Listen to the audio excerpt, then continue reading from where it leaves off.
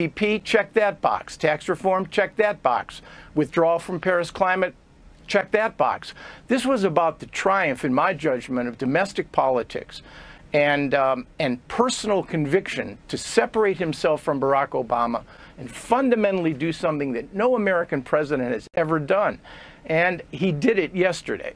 So here's some pushback. They'll say this was a law passed by Congress in 1995. This was supposed to happen, and presidents have not had the strength.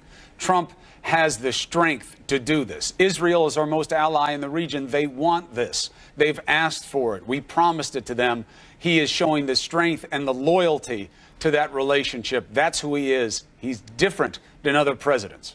Well, that may be true, but the reality is, even if there is no peace process right now, and even if the peace process is dead, it may not be dead and buried.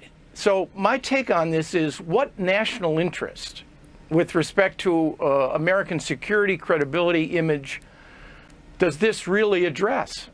I don't think it addresses any of those. And the notion that somehow you need to break a lot of eggs to make an omelet may be true.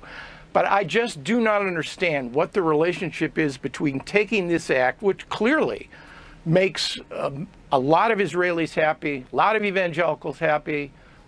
Jewish community here is a complicated one. Not all American Jews, but a lot of the organized community.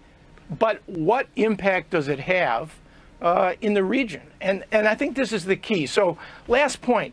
Look for three indications of whether or not the Middle East has changed and whether or not the administration is right in its analysis. Number one, what are the Arab states going to do? These declarations seem to me mild, frankly, and I was told they were coordinated with the administration, particularly what the Saudis said.